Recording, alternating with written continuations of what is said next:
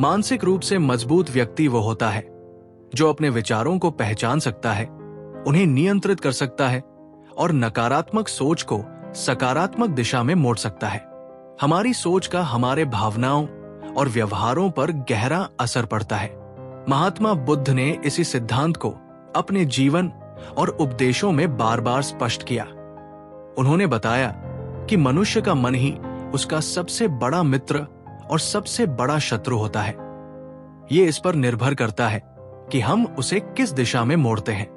यहां हम एक प्रसिद्ध प्रसंग के माध्यम से ये समझेंगे कि महात्मा बुद्ध ने नकारात्मक सोच को कैसे पहचाना और उसे कैसे बदलने की सीख दी। एक बार की बात है, महात्मा बुद्ध एक गांव में अपने शिष्यों के साथ पहुंचे। जैसे ही वे गांव में प्रवेश करने लगे, वहां का एक व्यक्ति क्रोधित होकर उनके पास आया। उसकी आंखों में गुस्सा था, चेहरा तमतमाया हुआ था। वो चिल्लाने लगा, तुम सब पाखंडी हो, दिखावा करते हो कि तुम ज्ञानी हो, लेकिन असल में लोगों को मूर्ख बना रहे हो। तुम्हारा ये शांति और ध्यान सब धोखा है। बुद्ध शांत खड़े रहे। उनके शिष्य उस व्यक्ति की बातें सुनकर विचलित हो गए। वे उसे कुछ कहना चाहते थे, पर बुद्ध ने उन्हें हाथ उठाकर रोका। उस व्यक्ति ने बुद्ध को बहुत भला बुरा कहा, लेकिन बुद्ध ने एक शब्द भी नहीं कहा, ना कोई प्रतिक्रिया, ना कोई नाराजगी।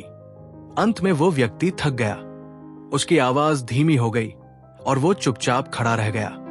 बुद्ध ने धीरे से मुस्कुराकर उससे पूछा, यदि कोई व्यक्ति किसी को उपहार देना चाहे और दूसरा उसे स्वीकार न करे, तो वो उपहार किसके पास रहेगा? वो व्यक्ति थोड़ा चौंका, फिर बोला, यदि दूसरा व्यक्ति उपहार न ले तो वो देने वाले के पास ही रहेगा। बुद्ध ने शांत स्वर में कहा, तुमने मुझे अपशब्द कहे, पर मैंने उन्हें स्वीकार नहीं किया। तो अब सोचो वे कहाँ है?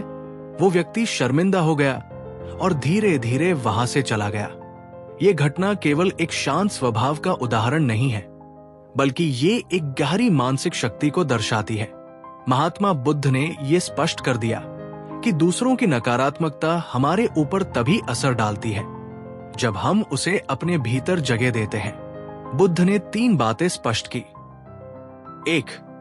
नकारात्मकता को पहचानो। जिस क्षण वो व्यक्ति गुस्से से बोल रहा था, बुद्ध ने देखा कि वह नकारात्मकता से भरा हुआ है, लेकिन उन्होंने ये भी देखा कि ये नकारात्मकता उस व्यक्ति की अपनी है, उसका दृष्टिकोण, उसका अनुभव, उसका दुख। 2. उसे अपने भीतर प्रवेश मत करने दो। अगर बुद्ध प्रतिक्रिया में गुस्सा करते या उसकी बातों का उत्तर देते तो वे उसकी नकारात्मकता को स्वीकार करते, लेकिन उन्होंने मौन रहकर यह दिखाया कि कोई भी बात तभी असर करती है जब हम उसे स्वीकार करते हैं। 3. सोच का रूपांतरण। बुद्ध ने उस व्यक्ति को उत्तर दिया, लेकिन वो उत्तर ज्ञान और समझ से भरा था, तर्क से, मौन से और करुणा से। उन्होंने नकारात्मक ऊर्जा को एक शिक्षाप्रद क्षण में बदल दिया। महात्मा बुद्ध के अनुसार हमारे विचार ही हमारा भविष्य तय करते हैं। यदि हमारे विचारों में नकारात्मकता है तो हम दुनिया को उसी नजर से देखेंगे। हर बात में दोष, हर व्यक्ति में कमी और हर परिस्थिति में डर। लेकिन जैसे ही हम अपने विचारों को देखना शुरू करते हैं, उन्हें पहचानना शुरू करते हैं, मैं ऐसा क्यों सोच रहा हूं? इस सोच का आधार क्या है? क्या यह सोच मुझे शांत, मजबूत और सकारात्मक बना रही है? तब हम उस सोच को बदलने की प्रक्रिया शुरू कर देते हैं। बुद्ध का यह संदेश था, मनुष्य जो सोचता है वही बनता है। यदि हम सोचते हैं कि हम कमजोर हैं, असफल हैं, तो हम वैसा ही महसूस करने लगते हैं। लेकिन अगर हम ये सोचें कि हम अपनी परिस्थिति को समझ सकते हैं, बदल सकते हैं, तो हम भीतर से मजबूत हो जाते हैं।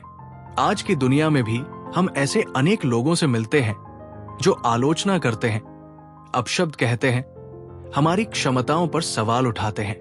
ऐसे समय में हमें बुद्ध की तरह अपने विचारों को नियंत्रित करने की जरूरत है। किसी की बात सुनते ही प्रतिक्रिया देना जरूरी नहीं। हर नकारात्मक टिप्पणी को दिल पर लेना जरूरी नहीं। खुद को साबित करने की जल्दबाजी में हम अपनी शांति क्यों खोए? यदि हम अपनी सोच की दिशा बदल लें तो वही परिस्थिति हमें कमजोर नहीं करेगी, बल्कि हमें और अधिक समझदार, शांत और मानसिक रूप से मजबूत बनाएगी। महात्मा बुद्ध की ये कहानी हमें सिखाती है कि नकारात्मक सोच या बाहरी नकारात्मकता को पहचानना और उसे स्वीकार न करना ही मानसिक शक्ति की सबसे बड़ी निशानी है। ये कहानी केवल एक घटना नहीं, बल्कि एक मार्गदर्शन है, एक युक्ति कि कैसे हम अपने मन को प्रशिक्षित कर सकते हैं, कैसे हम अपनी सोच को नियंत्रित करके जीवन की कठिन परिस्थितियों में भी स्थिर रह सकते हैं। जब हम नकारात्मक सोच को पहचानना सीख जाते हैं, तभी हम मानसिक रूप से मजबूत बनने की दिशा में पहला कदम बढ़ाते हैं। और जैसे बुद्ध ने सिखाया, तुम अपने मन को जीत लो, फिर दुनिया अपने आप बदल जाएगी। मानसिक मजबूती केवल बाहरी परिस्थितियों को संभालने की शक्ति नहीं होती, ये स्वयं के भीतर झांकने, अपनी कमियों को स्वीकार करने और अपने वास्तविक स्वरूप को अपनाने की क्षमता भी होती है।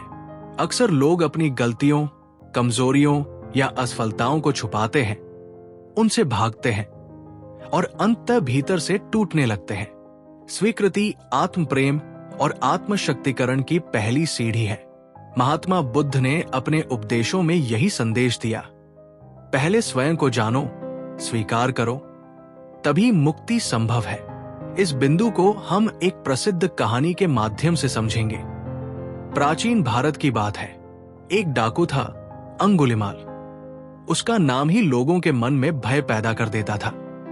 वो इतना क्रूर बन चुका था कि हर व्यक्ति की हत्या के बाद उसकी अंगुली काटकर एक माला बनाता था, और इसीलिए उसका नाम पड़ा अंगुलिमाल, अंगुलियों की माला पहनने वाला।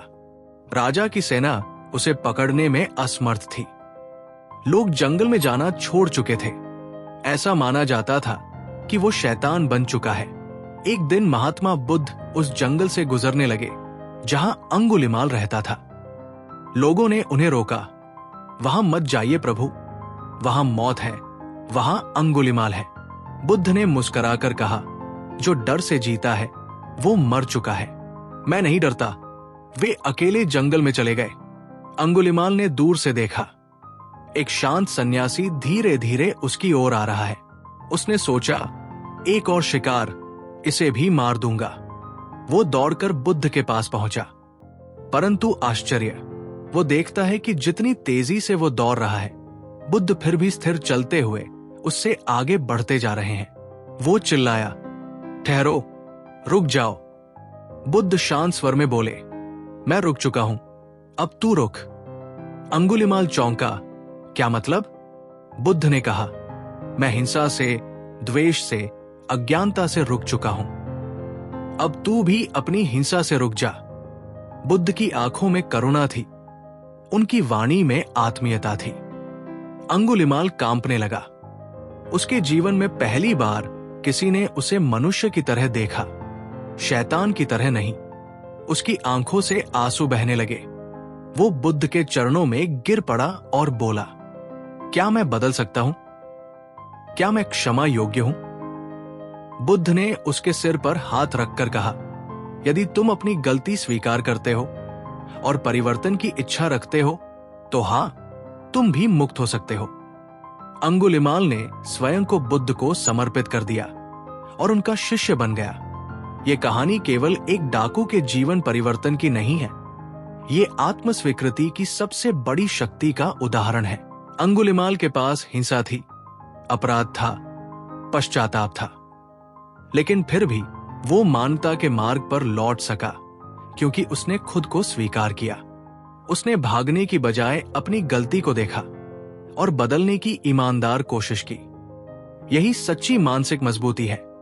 जब कोई इंसान अपनी गलतियों का सामना करके कहे, मैं गलत था, लेकिन अब मैं बदलना चाहता हूं।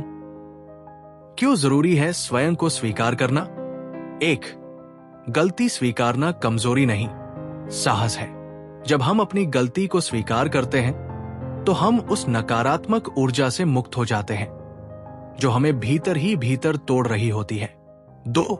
छल छद्म से मुक्ति मिलती है। जो व्यक्ति बाहर से कुछ और, भीतर से कुछ और होता है, वो हमेशा डर और असुरक्षा में जीता है। लेकिन जो खुद को जैसा है वैसा स्वीकार करता है, वो शांत और मजबूत रहता है। 3. विकास की शुरुआत वहीं से होती है जैसे बीज को मिट्टी में गिरना पड़ता है। गलती को स्वीकारने से ही विकास की यात्रा शुरू होती है। कोई भी बदलाव तभी आता है जब हम स्वयं को पहचानते हैं। महात्मा बुद्ध ने आत्म स्वीकृति को मुक्ति का आधार माना। उन्होंने ये भी कहा, अपने आप को एक दीपक बनाओ। इसका अर्थ है स्वयं की समझ बढ़ाओ, अपनी कमियों को जानो, दूसरों पर निर्भर मत रहो, अपने भीतर प्रकाश पैदा करो। बुद्ध ने बार बार यह सिखाया कि चाहे तुम कितने भी गिरे हुए क्यों न हो, यदि तुम ईमानदारी से खुद को स्वीकार कर सको तो तुम उठ सकते हो, बदल सकते हो और उच्चतम अवस्था तक पहुंच सकते हो। आज के समय में लोग सोशल मीडिया की चकाचौंध, दूसरों की अपेक्षाओं और समाज की आलोचना के डर से खुद को छुपाते हैं। वे परफेक्ट दिखना चाहते हैं लेकिन अंदर से टूटे होते हैं। हम अपनी कमियों को छुपाने की कोशिश करते हैं।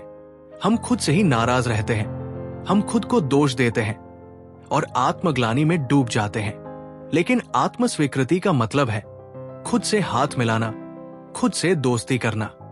जब हम कहते हैं, हाँ मुझसे गलती हुई, हाँ मैं डरता हूं, हाँ मैं असफल हुआ हूं, लेकिन मैं फिर भी योग्य हूं और मैं बेहतर बन सकता हूं, तब हम मानसिक रूप से मजबूत बनते हैं। महात्मा बुद्ध की यह कहानी हमें यह सिखाती है कि सच्चा परिवर्तन, सच्ची शक्ति और सच्ची मुक्ति वहीं से शुरू होती है जहां हम स्वयं को स्वीकार करते हैं।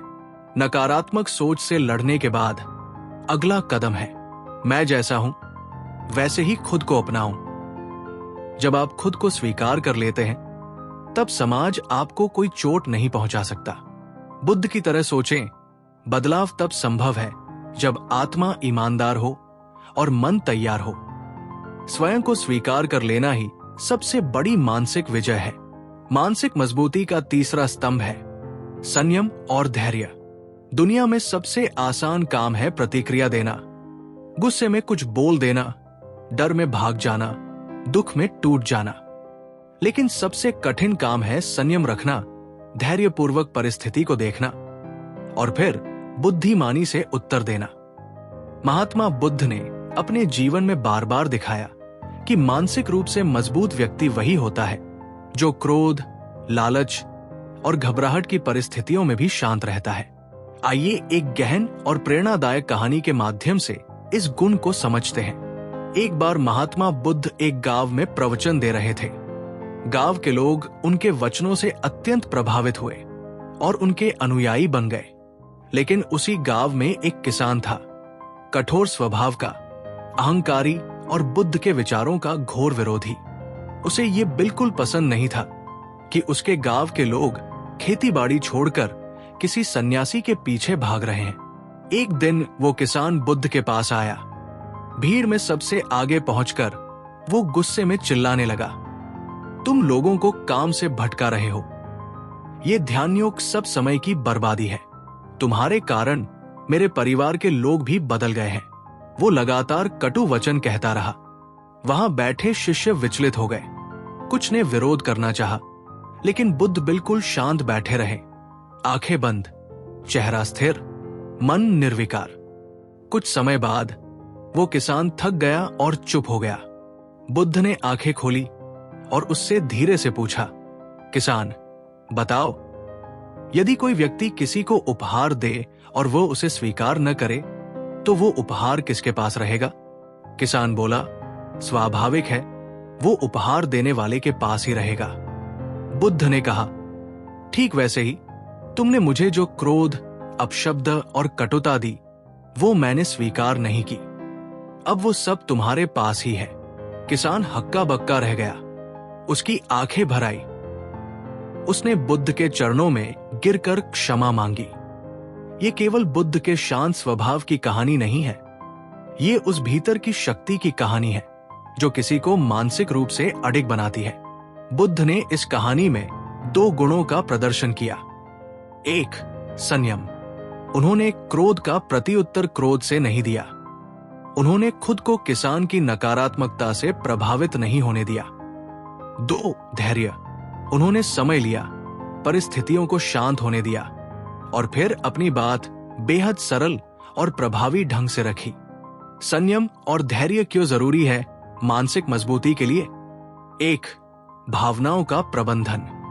भावनाएं आना स्वाभाविक है, लेकिन उन पर नियंत्रण मानसिक ताकत की निशानी है। संयमित व्यक्ति गुस्से को सहन कर सकता है, दुख को समझ सकता है और निर्णय शांत मन से लेता है। 2.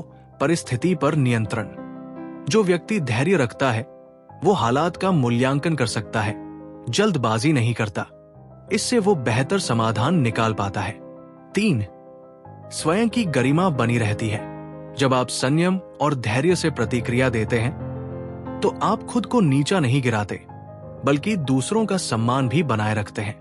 बुद्ध का संदेश, क्रोध को जीतो धैर्य से। महात्मा बुद्ध ने कहा था, जिस तरह एक जलती हुई आग को पानी शांत करता है, उसी तरह क्रोध को शांत करता है धैर्य। उनके अनुसार क्रोध पर क्रोध करने से समस्या नहीं सुलझती, वो और बढ़ती है। धैर्य से, सोच समझ से, मौन से ही समस्या को हल किया जा सकता है। आज की भागदौड़ भरी दुनिया में संयम और धैर्य की सबसे अधिक आवश्यकता है। जब सोशल मीडिया पर कोई आपको भड़काता है, संयम जरूरी है। जब परिवार या कार्यस्थल पर कोई गलत व्यवहार करता है, धैर्य जरूरी है। जब कोई परिस्थिति तुरंत हल नहीं होती, धैर्य और स्थिरता से ही समाधान संभव है। धैर्य और संयम कोई कमजोरी नहीं है, बल्कि ये सबसे बड़ी ताकत है। धैर्य रखना कैसे सीखें? 1. गहरी सांस ले और रुके। प्रतिक्रिया देने से पहले थोड़ी देर रुकना बहुत बड़ा फर्क लाता है। 2. अपने मन को देखना शुरू करें। बुद्धि से सोचें, क्या अभी कुछ कहना जरूरी है? क्या मेरी प्रतिक्रिया स्थिति को बेहतर बनाएगी? 3. हर परिस्थिति में सीख ढूंढे। कठिन समय में ये सोचें, ये मुझे क्या सिखा रहा है? ये दृष्टिकोण आपको आत्मनियंत्रण की ओर ले जाएगा। महात्मा बुद्ध की ये कहानी हमें सिखाती है कि मानसिक रूप से मजबूत बनना है तो संयम और धैर्य को जीवन का अभिन्न हिस्सा बनाना होगा। बुद्ध का आचरण यही कहता है, जल्दबाजी में मत बोलो, क्रोध में मत बहो। जब सब ओर शोर हो, तब भीतर मौन पैदा करो। संयम और धैर्य से ही मन का तूफान शांत होता है। मानसिक रूप से मजबूत व्यक्ति वही होता है जो निर्णय लेने में सक्षम हो। वो निर्णय जो भावनाओं में बहकर नहीं, बल्कि बुद्धिमत्ता, विवेक और आत्मसंवाद के आधार पर लिए गए हों। दुविधा में फंसा व्यक्ति न तो आगे बढ़ सकता है, न पीछे हट सकता है। वो एक ही जगह पर ठहरकर धीरे धीरे अंदर से कमजोर पड़ने लगता है। महात्मा बुद्ध ने अपने जीवन और उपदेशों से बार बार ये सिखाया कि सही निर्णय वही होता है जो भीतर की शांति, करुणा और समझ के साथ लिया जाए, न कि डर या लालच के कारण। आइए इस गहरे विषय को एक प्रेरक बौद्ध कथा से समझते हैं। एक बार की बात है, बुद्ध अपने कुछ शिष्यों के साथ एक जंगल में यात्रा कर रहे थे। मार्ग में उन्हें एक नदी पार करनी थी। वहां नदी किनारे 2 साधु पहले से बैठे हुए थे। दोनों किसी विषय पर बहस कर रहे थे। बुद्ध ने उन्हें देखा और पूछा, किस बात पर चर्चा कर रहे हो? पहले साधु ने कहा, हमारे गुरु ने हमें एक नियम सिखाया था, सन्यासी को स्त्री को कभी स्पर्श नहीं करना चाहिए। आज यात्रा के दौरान हमने देखा कि एक युवती नदी पार नहीं कर पा रही थी। वो बहुत डरी हुई थी। मैंने उसके डर को देखकर उसे अपनी पीठ पर बैठाकर नदी पार करवाई, लेकिन मेरे साथी ने इसे धर्म के विरुद्ध माना। अब वो मुझसे बात तक नहीं कर रहा। दूसरे साधु बोले, हम तपस्वी हैं, हमें नियमों का पालन करना चाहिए। ये भावुकता नहीं, संयम का मार्ग है। इसने नियम तोड़ा है। सभी शिष्य चुप हो गए। उन्हें समझ नहीं आ रहा था कि कौन सही है, नियम पालन करने वाला या करुणा दिखाने वाला। बुद्ध ने कुछ क्षण मौन रहकर उत्तर दिया। पहला साधु केवल उस स्त्री को नदी पार करवाकर आगे बढ़ गया, लेकिन तुम जो उसे छूने से बचे, उसे अब भी अपने मन में ढो रहे हो। निर्णय वही श्रेष्ठ होता है जो परिस्थिति की गहराई और मानवता के भाव से लिया गया हो। न कि केवल अंधे नियमों के डर से। ये सुनकर सभी चकित रह गए। ये कहानी एक सीधा प्रश्न उठाती है, क्या सही निर्णय हमेशा नियमों के आधार पर होता है, या फिर उस क्षण की जरूरत, परिस्थिति की सच्चाई और भीतर की करुणा से? महात्मा बुद्ध का उत्तर स्पष्ट था। सही निर्णय वो है जो भय, परंपरा या दबाव से नहीं, बल्कि सच्चे विवेक और करुणा से लिया जाए। बुद्ध ने दिखाया कि जब सामने संकट हो, तब जीव की रक्षा और करुणा नियमों से ऊपर होती है। निर्णय लेने की क्षमता क्यों जरूरी है मानसिक मजबूती के लिए? एक, स्पष्ट सोच की निशानी। निर्णय लेना दिखाता है कि आप भ्रम और डर को पार कर सकते हैं। यह विश्वास का प्रतीक है। दो, स्वतंत्रता और आत्मसम्मान। जो व्यक्ति निर्णय नहीं ले सकता, वो दूसरों पर निर्भर होता है, लेकिन जो खुद तय करता है, वो आत्मनिर्भर बनता है। तीन, भविष्य का निर्माण। हर निर्णय जीवन को एक दिशा देता है। ये तय करता है कि आप आगे बढ़ेंगे या पीछे हटेंगे। महात्मा बुद्ध का दृष्टिकोण निर्णय पर। महात्मा बुद्ध ने निर्णय लेने के 3 आधार बताए। 1, धम्म, सत्य और करुणा पर आधारित सिद्धांत। निर्णय ऐसा हो जो जीवन को ऊपर उठाए, न कि और उलझा दे। 2, विचारशीलता। हर निर्णय से पहले खुद से पूछो, क्या मैं इस निर्णय को लेकर शांत हूं? 3, स्वतंत्रता।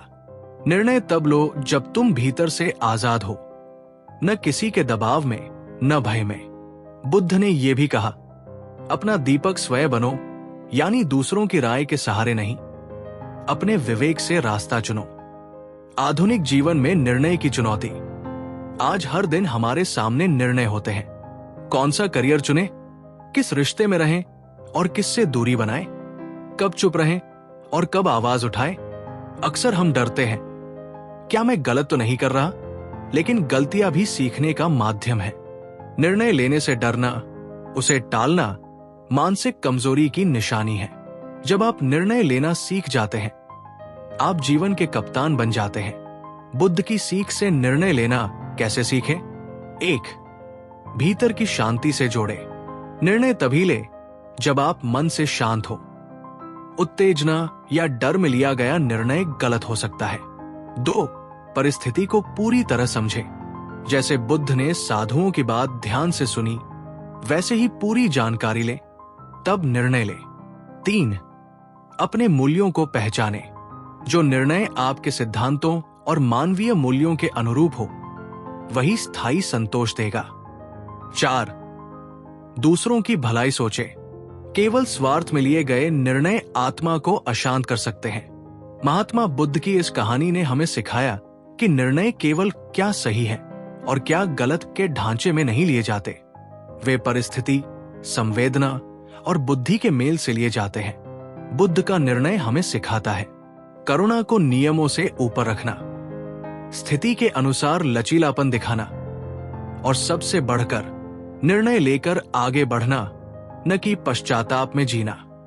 मानसिक मजबूती का एक और महत्वपूर्ण स्तंभ है असफलता से सीखने की कला।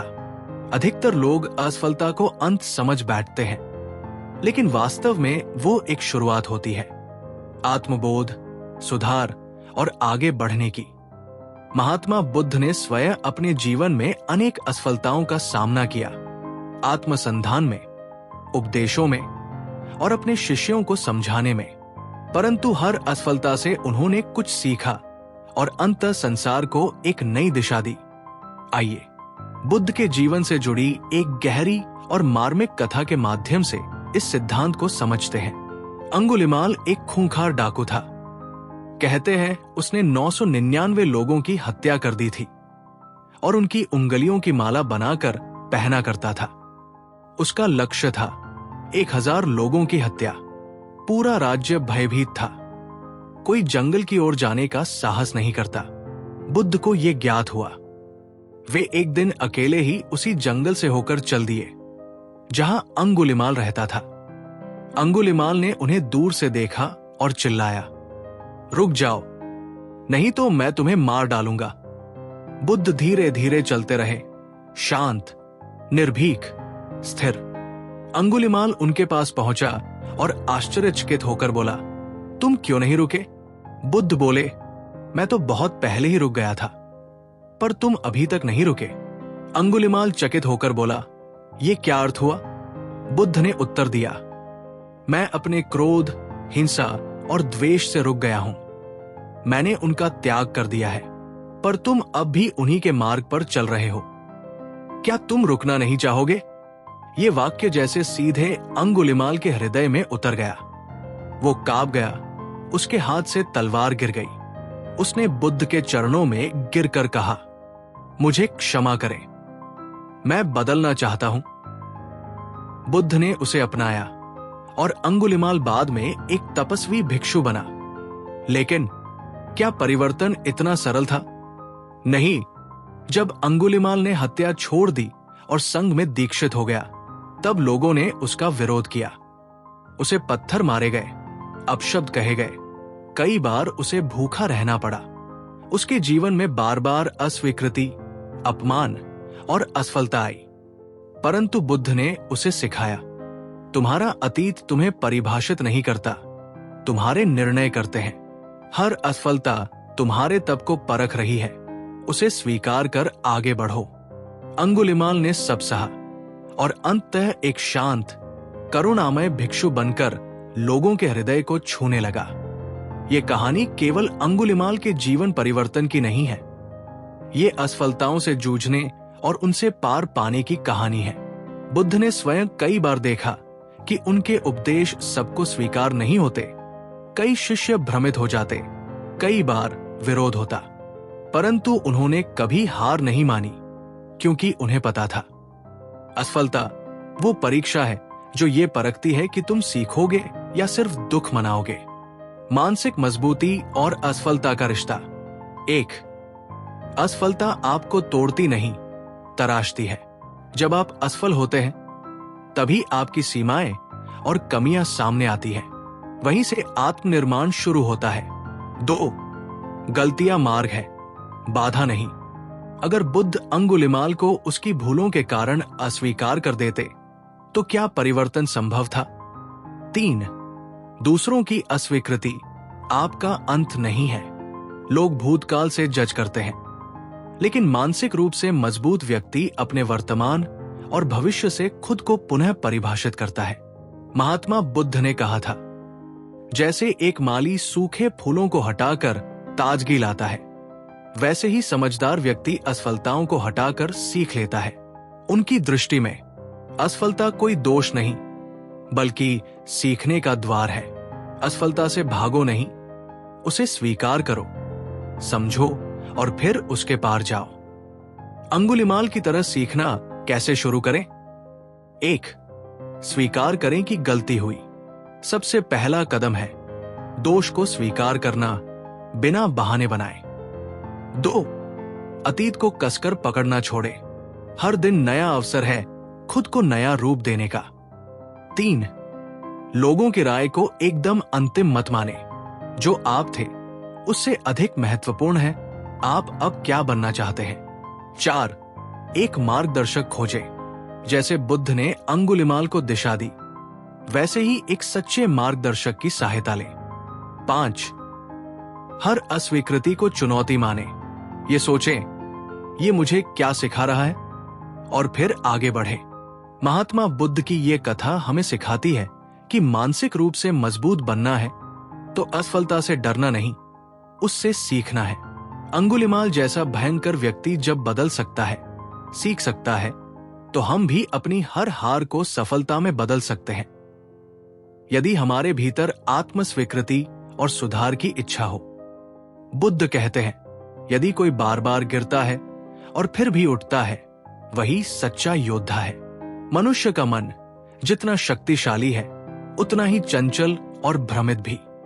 विचार ही हमारे व्यवहार को नियंत्रित करते हैं। यदि विचार नकारात्मक हो, जैसे क्रोध, ईर्ष्या, घृणा, डर या हीनता, तो जीवन में चाहे कितनी भी सफलता मिल जाए, भीतर अशांति बनी रहती है। मानसिक मजबूती तब आती है जब हम अपने नकारात्मक विचारों को पहचान कर उन पर नियंत्रण पाना सीखते हैं। महात्मा बुद्ध ने अपने उपदेशों और अनुभवों से सिखाया कि मन ही बंधन है और मन ही मुक्ति।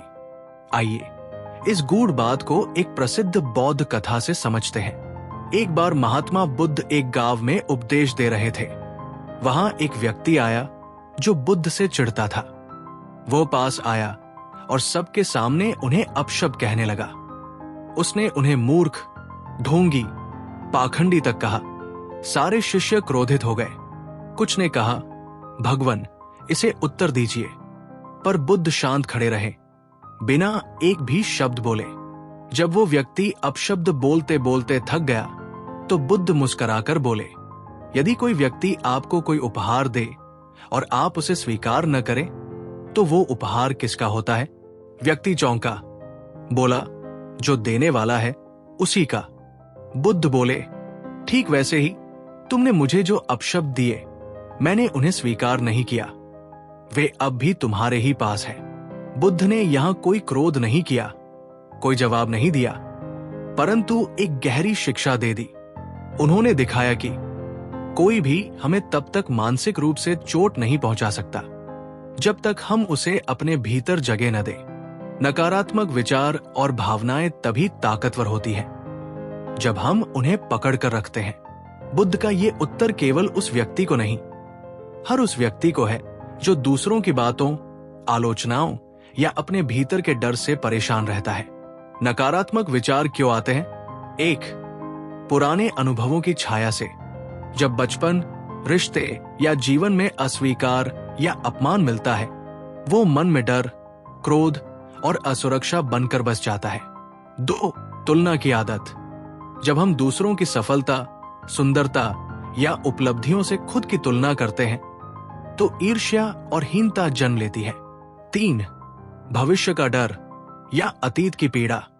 हमारा मन या तो बीते समय में उलझा होता है या आने वाले डर से भर जाता है। बुद्ध की दृष्टि, नकारात्मक विचारों से मुक्ति कैसे पाए? महात्मा बुद्ध ने बताया, मन को ठीक वैसे ही प्रशिक्षित करना चाहिए जैसे एक माली पौधों की देखभाल करता है। उसमें अच्छे विचारों का बीज बो, नकारात्मकता की घास को हटाओ और धैर्य से प्रतीक्षा करो। उनकी कुछ शिक्षाएं। 1. स्मृति का अभ्यास। हर विचार को पकड़ो, देखो और पूछो, क्या ये मेरे भीतर अशांति ला रहा है या शांति? जो विचार पीड़ा ला रहे हैं उन्हें धीरे धीरे जाने दो। 2. प्रत्युत्तर नहीं, प्रबुद्धता दो। जब कोई आलोचना करे या आघात दे तो तुरंत प्रतिक्रिया मत दो। श्वास लो, रुको और बुद्ध की तरह विचार करो, क्या इसे स्वीकार करना चाहिए? 3. मैत्री ध्यान। महात्मा बुद्ध ने एक ध्यान साधना सिखाई थी जहां आप पहले खुद को, फिर अपने दुश्मन को भी प्रेम और शांति की कामना करते हो। इससे नकारात्मकता धीरे धीरे गलने लगती है। वर्तमान जीवन में ये कैसे लागू करें? 1. अपने विचारों की डायरी बनाएं। हर दिन रात को 5 मिनट लिखें। आज किस बात ने आपको परेशान किया और उसका कारण क्या था? ये आत्मनिरीक्षण आपके विचारों को समझने का पहला कदम है। 2. नकारात्मकता फैलाने वाले लोगों से दूरी बनाएं। बुद्ध ने कहा, मूर्खों की संगति से अकेलापन अच्छा है। अगर कोई व्यक्ति लगातार आपकी ऊर्जा गिरा रहा है तो अपने भावनात्मक क्षेत्र की रक्षा करें। 3. सकारात्मक सामग्री पढ़ें सुने। जैसे शरीर के लिए पौष्टिक भोजन जरूरी है, वैसे ही मन के लिए सकारात्मक, सच्ची और शांतिप्रद बातों की जरूरत होती है। 4. हर दिन कुछ क्षण मौन में बैठें। 10 मिनट आंख बंद करके सांस पर ध्यान दें। यह आपकी भीतरी हलचल को शांत करेगा। बुद्ध की एक और गूढ़ बात। बुद्ध ने एक बार कहा, जैसे एक लहर आती है और चली जाती है, वैसे ही विचार भी आते हैं और चले जाते हैं। बस उन्हें बच जाने दो, उनसे जुड़ो मत। मन को खुला मैदान बनाओ, कैदखाना नहीं। विचारों को आने दो, लेकिन केवल वही रखो जो तुम्हें आगे बढ़ाते हैं।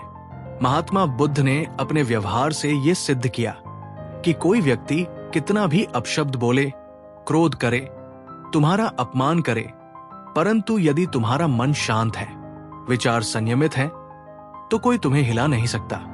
यही मानसिक मजबूती है, बाहर के तूफान में भी भीतर की शांति को बनाए रखना। बुद्ध कहते हैं, मन सब कुछ है, जैसा तुम सोचते हो वैसा ही तुम बनते हो। तो अपने विचारों को शक्ति दो, नकारात्मकता को नहीं। मानसिक रूप से मजबूत बनने की यात्रा में एक अमूल्य हथियार है आत्म अनुशासन। यही वो गुण है जो आपको आलस्य, प्रलोभन, क्रोध और अराजक विचारों से बचाता है और आपको आपके लक्ष्य की ओर अडिग बनाए रखता है।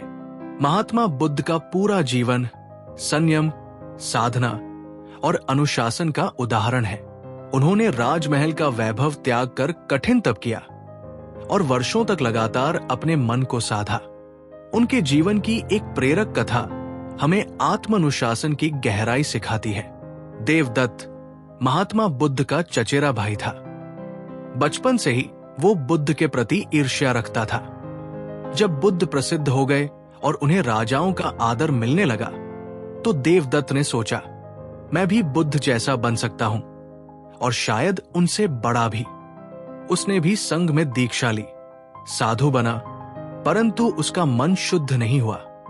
धीरे धीरे वो सत्ता की लालसा में डूबता गया। एक दिन वो बुद्ध के पास आया और कहा, गौतम, अब आप वृद्ध हो चुके हैं, संघ का नेतृत्व मुझे सौंप दीजिए। बुद्ध ने शांति से कहा, देवदत्त, नेतृत्व त्याग से आता है, अधिकार से नहीं। ये सुनकर देवदत्त का अहंकार भड़क उठा।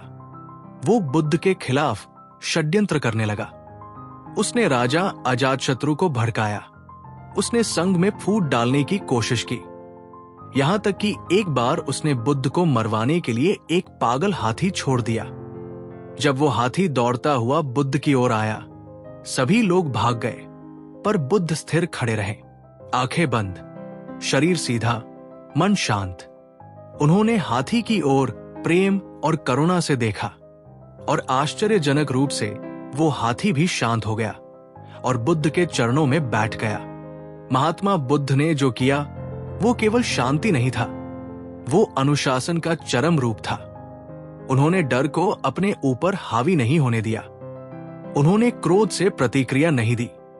उन्होंने अपना मार्ग नहीं छोड़ा, भले ही उनके अपने भाई ने उन्हें धोखा दिया।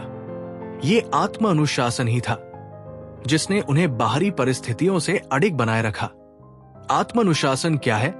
बुद्ध कहते थे, विजय खुद पर पाना किसी और पर विजय पाने से कहीं श्रेष्ठ है। आत्म अनुशासन का अर्थ है, 1. इच्छाओं पर नियंत्रण। जो मन कहे वही ना करना, बल्कि जो सही है वही करना। 2. संयमित जीवन शैली। समय पर उठना, ध्यान करना, आहार को नियंत्रित रखना। 3. सोच और प्रतिक्रिया में संयम। कोई कुछ भी कहे या करे, पर हम अपना विवेक न खोए। 4. नियमित साधना। हर दिन अपने लक्ष्य की दिशा में निरंतर प्रयास करना, भले ही मन न लगे। बुद्ध के जीवन से आत्म अनुशासन के उदाहरण। 1. 6 वर्षों की कठिन तपस्या। उन्होंने शरीर को सीमित भोजन देकर साधना की, अपने मन पर पूर्ण नियंत्रण के लिए। 2. राजमहल के सुखों का त्याग। उन्होंने जान लिया था, आत्म प्रकाश पाने के लिए इंद्रिय सुखों को छोड़ना होगा। 3. हर विवाद में शांति से उत्तर। न कभी क्रोधित हुए, न प्रतिक्रिया दी, चाहे कितना भी अपमान या विरोध हुआ।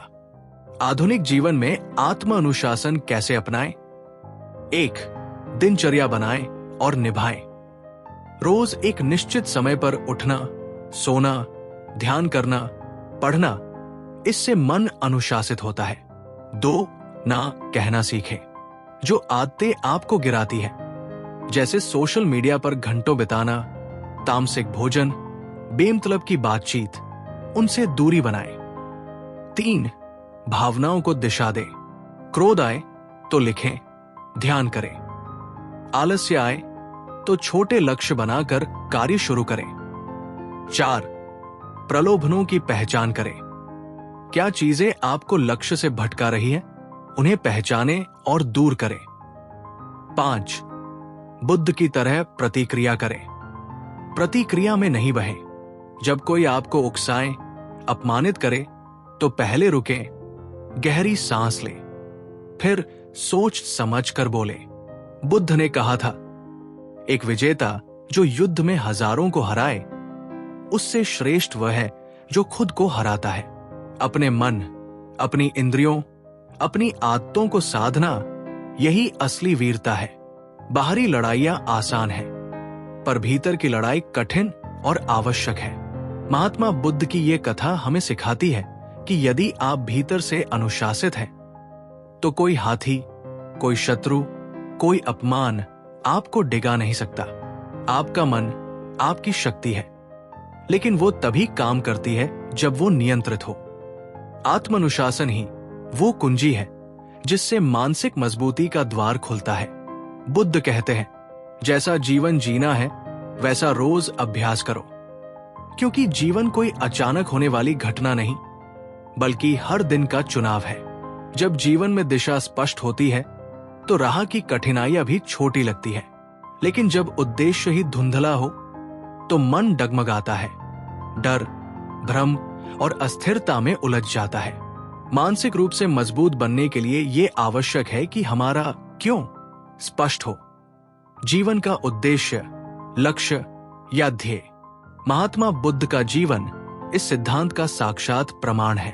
उन्होंने संसार की सबसे बड़ी मानसिक लड़ाई लड़ी, अज्ञानता, दुख और भ्रम के विरुद्ध, और जीते क्योंकि उनका उद्देश्य स्पष्ट था। राजकुमार सिद्धार्थ ने जब जीवन की पीड़ा को देखा, रोग, वृद्धावस्था और मृत्यु, तो उनके भीतर एक प्रश्न जगा, क्या जीवन का यही अंत है? क्या इससे मुक्ति नहीं? उन्होंने राजमहल, पत्नी, पुत्र और सारी सुख सुविधाएं छोड़ दी, केवल इस प्रश्न का उत्तर पाने के लिए। 6 वर्षों तक उन्होंने कठोर तप किया, इतना कम भोजन लिया कि शरीर केवल हड्डियों का ढांचा रह गया, लेकिन फिर भी ज्ञान नहीं मिला। वो थक चुके थे, शरीर टूट चुका था, पर उनका लक्ष्य स्पष्ट था, मैं तब तक नहीं रुकूंगा जब तक सच्चाई नहीं जान लूं। एक दिन वो एक पीपल वृक्ष के नीचे बैठे, दृढ़ संकल्प लेकर, जब तक मैं परम सत्य को नहीं जान लेता तब तक इस आसन से नहीं उठूंगा, चाहे मेरा शरीर नष्ट हो जाए। उसी समय गांव की एक लड़की सुजात वहां पहुंची। उसने बुद्ध को तपस्वी समझकर खीर का दान किया। बुद्ध ने वो खीर ग्रहण की। वर्षों बाद उन्होंने पहला पूरा भोजन लिया, क्योंकि अब उन्होंने समझा, तप या भोग दोनों ही अति है। सच्चा मार्ग है मध्यम मार्ग, संतुलन का रास्ता। उस रात उन्होंने ध्यान में बैठकर आत्मा, दुख, मोह और जन्म के रहस्य को जाना और ज्ञान प्राप्त किया। सिद्धार्थ अब बुद्ध बन चुके थे। 6 वर्षों की कठिन तपस्या, संघर्ष और भटकाव के बाद भी बुद्ध नहीं टूटे, क्योंकि उनका उद्देश्य स्पष्ट था। उन्होंने लक्ष्य के लिए राजमहल छोड़ा, शरीर की पीड़ा झेली, भूख सही, बार बार असफल हुए, लेकिन वापस मुड़े नहीं। यही वो मानसिक मजबूती थी जो केवल एक सशक्त और स्पष्ट उद्देश्य से आती है। उद्देश्य क्यों जरूरी है? 1, वो प्रेरणा देता है। जब कठिन समय आता है तो यही उद्देश्य आपको गिरने से रोकता है। 2, वो आपके निर्णय को आसान बनाता है। क्या करना है, क्या नहीं, इसका उत्तर आसान हो जाता है।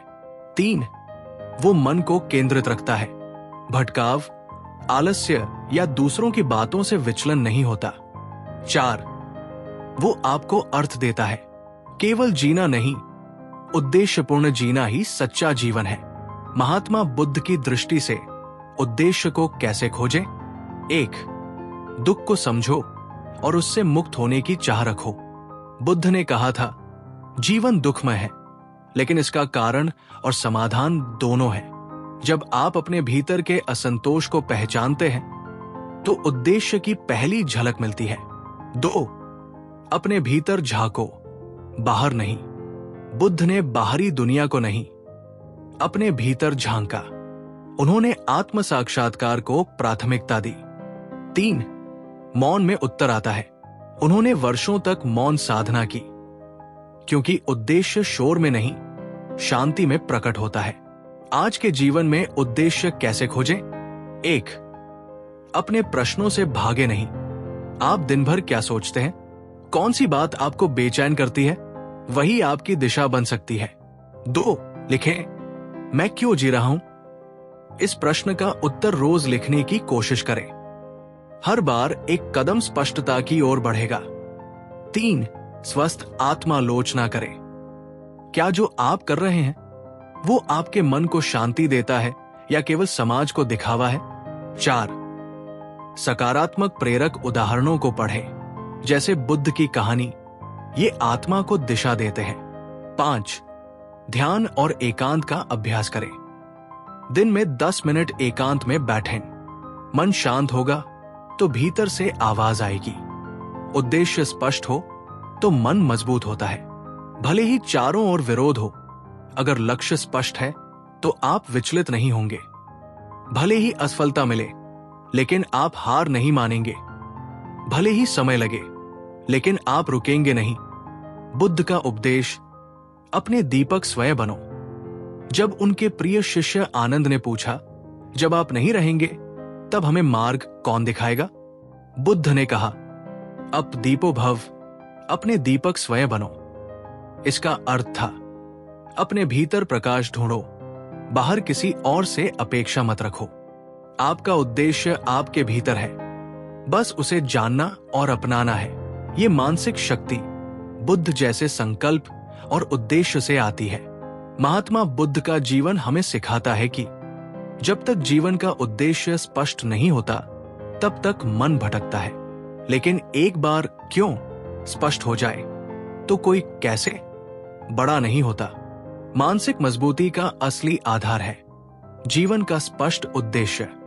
बुद्ध कहते हैं, जिसका लक्ष्य स्पष्ट है उसका मार्ग स्वयं बन जाता है। जीवन में हम सभी गलतियां करते हैं, कुछ जानबूझकर, कुछ अनजाने में, पर मानसिक रूप से मजबूत वे लोग होते हैं जो अपनी गलतियों को स्वीकार करते हैं, उनसे सीखते हैं और खुद को क्षमा कर आगे बढ़ जाते हैं।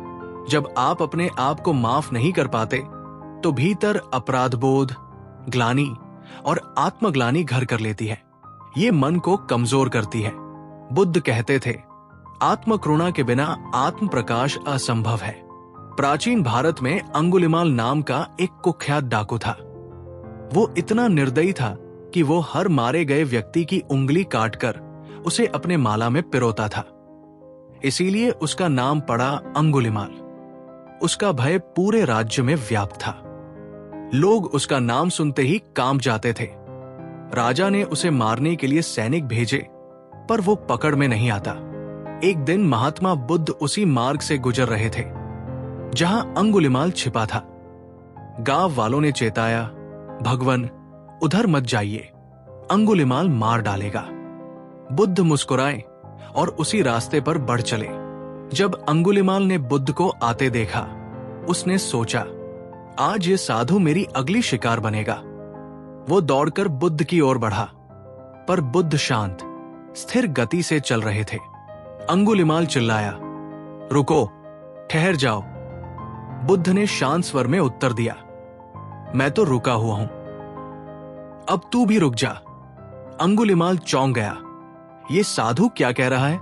क्या ये नहीं देख रहा मैं कितना क्रूर हूं?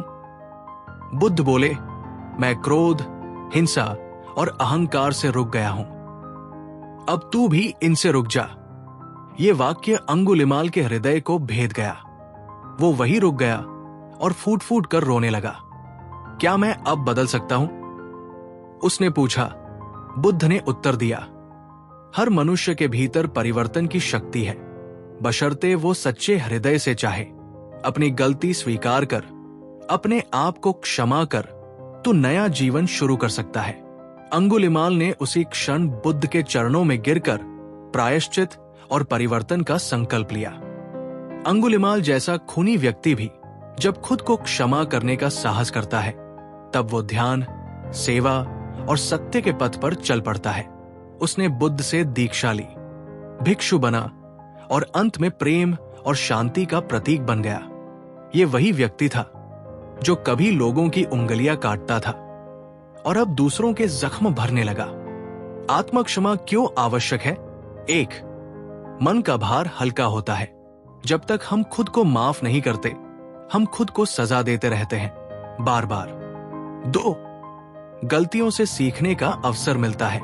क्षमा का अर्थ भूल जाना नहीं, उसका अर्थ है समझना और फिर आगे बढ़ना। 3. अपने भीतर करुणा विकसित होती है। जब हम खुद के प्रति दयालु होते हैं, तभी दूसरों को भी स्वीकार पाते हैं। 4. ये आत्म संवेदना को जन्म देता है, जिससे मानसिक शक्ति, संतुलन और स्पष्टता आती है। बुद्ध कहा करते थे, जिस तरह कमल कीचड़ से निकलकर भी निर्मल होता है, उसी तरह मनुष्य भी अपने कर्मों से ऊपर उठ सकता है। गलती करना मानव स्वभाव है, पर उसे स्वीकार कर स्वयं को माफ कर आगे बढ़ना ही बौद्धिक और मानसिक परिपक्वता है। अपने आप को क्षमा करने के उपाय। 1. गलती स्वीकार करें, भागे नहीं। अपनी गलती को स्पष्ट शब्दों में लिखें, इससे स्वीकार्यता बढ़ती है। 2. खुद से बात करें, दंड नहीं, दया से। जैसे किसी और को माफ करते हैं, वैसा ही अपने साथ करें। मैंने सीखा है और अब मैं बेहतर बनूंगा। 3. गलती को सुधारने की दिशा में कदम उठाएं। यदि संभव हो तो सुधार करें या किसी का भला कर प्रायश्चित करें। 4. ध्यान और आत्ममंथन करें। नियमित ध्यान आपको अपनी भावनाओं को समझने और नियंत्रित करने में मदद करेगा। 5. अपने जीवन की प्रगति देखें। आप कहाँ थे और अब कहाँ है। इस बदलाव को देखना आत्मसम्मान को बढ़ाता है। बुद्ध की दृष्टि में क्षमा क्या है? बुद्ध कहते थे, तुम जिस व्यक्ति को सबसे कठिनाई से माफ कर पाते हो, वही सबसे बड़ा गुरु है। और कभी कभी वो व्यक्ति आप खुद होते हैं। आपकी आत्मा तब खिलती है जब आप अपने भीतर की गलती को स्वीकारते हुए उसे गले लगाते हैं, न कि नकारते हैं। महात्मा बुद्ध और अंगुलिमाल की कथा हमें यह सिखाती है कि पिछले पाप कितने भी बड़े क्यों न हों, वे आपके भविष्य को बांध नहीं सकते, यदि आप उन्हें स्वीकार करके खुद को क्षमा कर दें। अपने आप को माफ करना कमजोरी नहीं, बल्कि मानसिक शक्ति की पराकाष्ठा है। बुद्ध कहते हैं, जिस दिन तुम खुद को पूरी तरह माफ कर पाओगे, उसी दिन तुम्हारा पुनर्जन्म होगा। इस जीवन में ही। जीवन में असफलताएं, समस्याएं और कठिनाइयां आती है, ये एक सत्य है। लेकिन मानसिक रूप से मजबूत लोग वही होते हैं जो इन कठिनाइयों में भी आशा को बनाए रखते हैं। जब सब कुछ विपरीत दिशा में जा रहा हो, तब भी वे अपनी उम्मीद को नहीं खोते, क्योंकि वे जानते हैं कि हर अंधेरी रात के बाद एक नई सुबह आती है। महात्मा बुद्ध का जीवन इस सिद्धांत का आदर्श उदाहरण है। बुद्ध ने कठिनाई, दुख और संघर्ष के बावजूद आशा और विश्वास को कभी नहीं छोड़ा। उन्होंने दिखाया कि आशा केवल भविष्य की उम्मीद नहीं है, बल्कि वर्तमान क्षण में भी आशा का बल और आत्मविश्वास विक।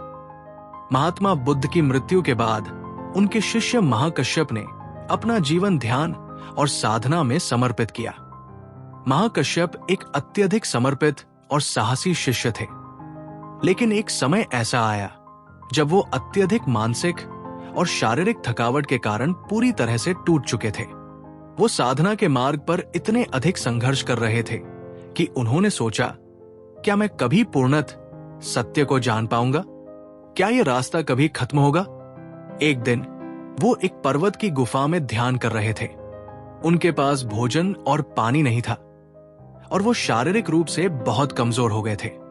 ये कठिन समय था और महाकश्यप के मन में संदेह और निराशा के बादल घेरने लगे थे।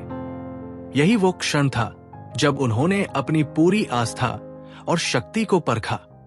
परंतु तभी एक दृश्य हुआ जो उनके जीवन की दिशा बदलने वाला था। महाकश्यप की गुफा के पास एक बांस के झुरमुट में एक छोटा सा बांस का पौधा बढ़ रहा था। बांस के बीज को जमीन के नीचे एक गहरी और कड़ी मिट्टी से होकर बाहर आना पड़ा था, लेकिन वो झुका नहीं था। कुछ समय बाद महाकश्यप ने देखा कि वो बांस का पौधा धीरे धीरे अपनी पूरी ताकत से ऊपर की ओर बढ़ रहा था, पूरी तरह से अपने रास्ते पर चल रहा था।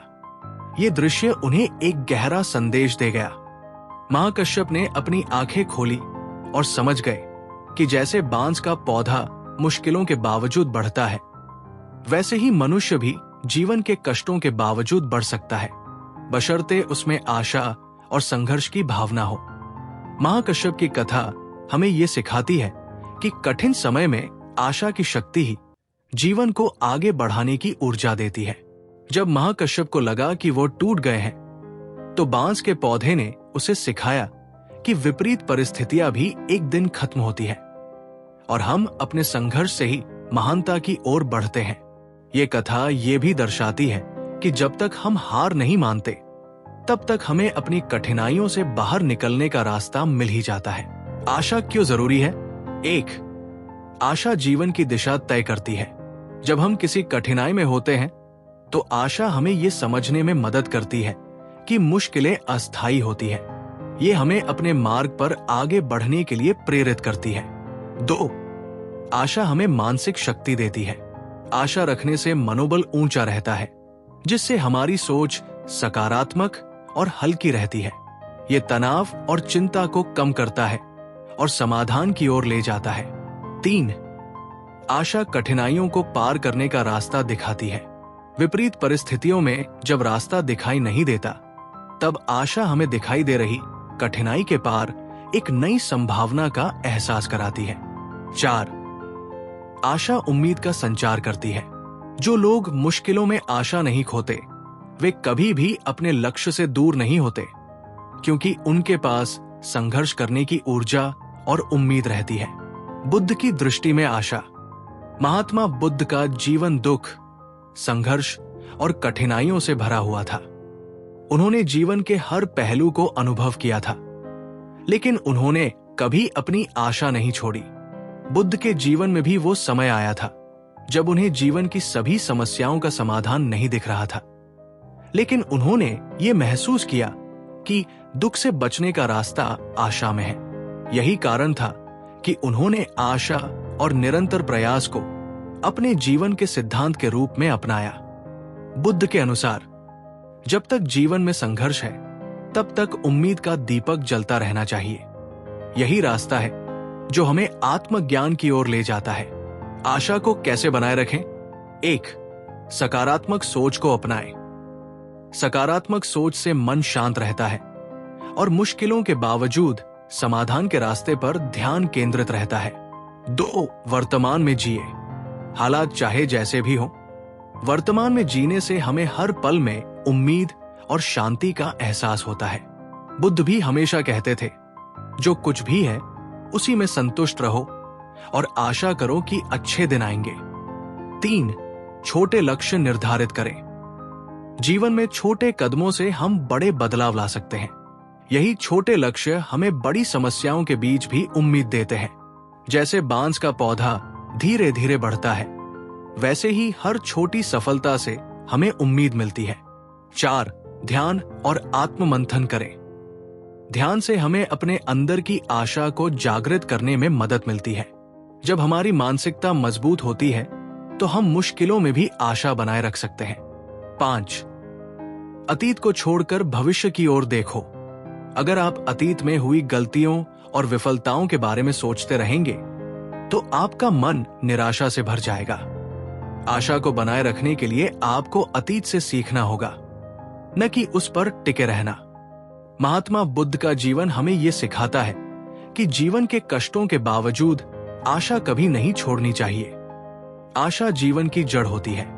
जब तक आशा है, तब तक संघर्ष और सफलता की संभावना बनी रहती है। जैसे बांस का पौधा कठिनाई के बावजूद बढ़ता है, वैसे ही हम भी आशा के बल पर अपनी मुश्किलों को पार कर सकते हैं। बुद्ध कहते हैं, जो व्यक्ति आशा को अपने हृदय में धारण करता है, वो कभी हार नहीं सकता।